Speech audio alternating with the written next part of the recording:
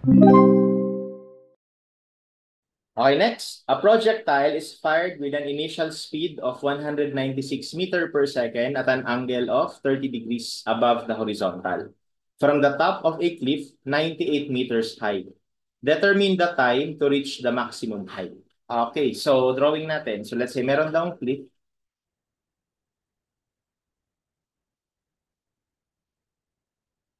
The height of the cliff is 98 meters. So ito na yung cliff. Yan, yung ground. Okay, tapos meron ng projectile. So yung projectile at an angle of 30 degrees,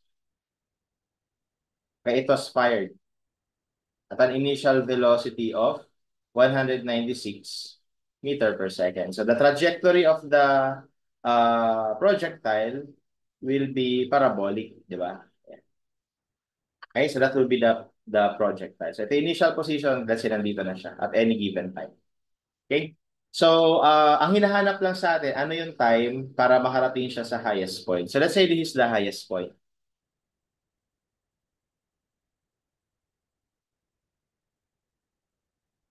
Okay, the question is, what are the, kumbaga, criteria of the highest point? Kumbaga, what are the relevant properties no, ng highest point?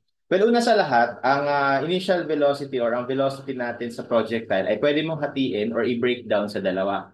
I-break down mo siya as horizontal component and vertical component. Okay, so ang tatandaan natin dito, yung horizontal component will be constant, no? So constant na yan. While yung vertical component, yun yung nag-vary. Okay, bakit? Kasi sa vertical, meron tayong acceleration due to gravity.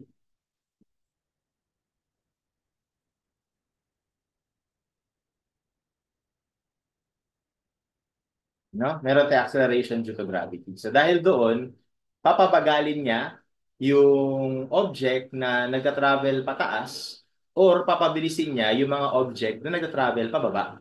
No, yun yung idea. Pero yung horizontal, wala naman kasing kumukontra.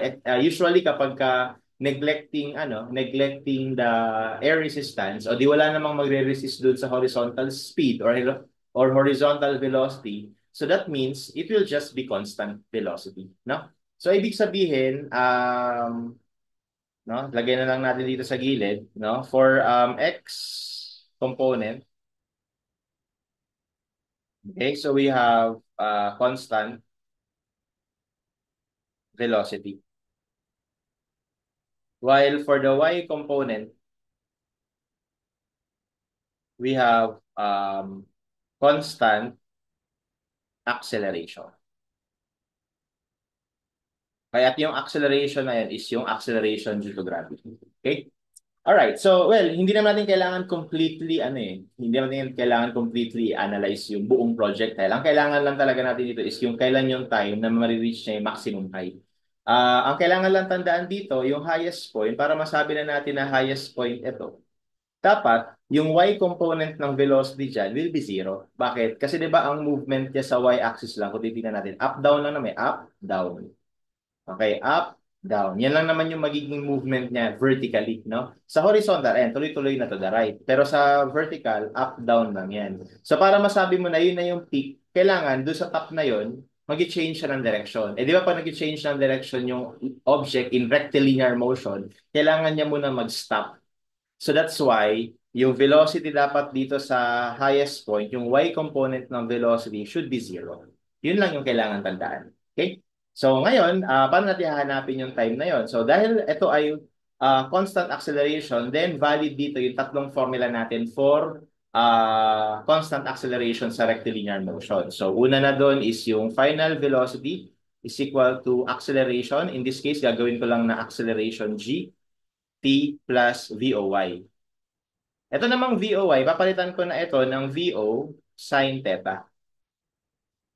Bakit? Kasi kung titignan natin yung components, ito yung VOX, ito yung VOY, at ito yung initial velocity VO. Tapos ito yung theta. So kung titignan natin, ito ay VO sin theta. Ito naman ay VO cosine theta. So ganun na kasimple yun.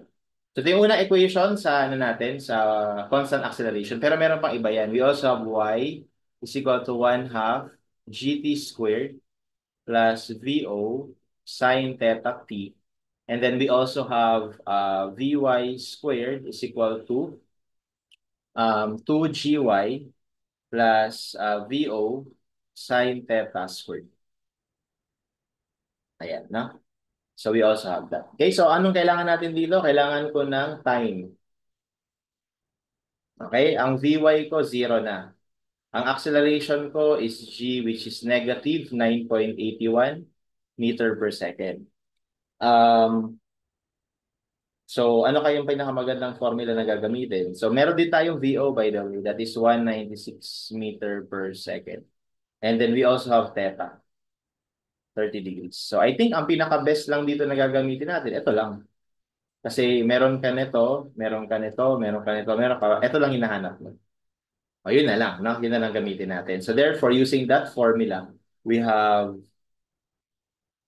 0 is equal to G negative 9.81 T plus VO sine theta. So, 196 sine 30. Oops. Hindi kasha.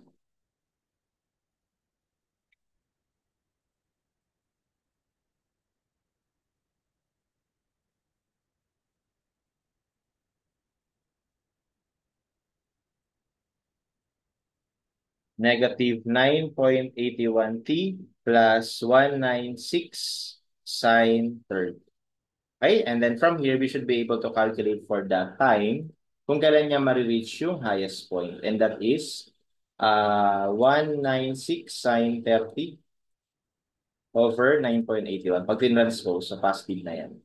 So that will give us 9.99 or basically 10 seconds. And that would be our answer. Okay, so that's letters. All right, and that's how we solve this problem.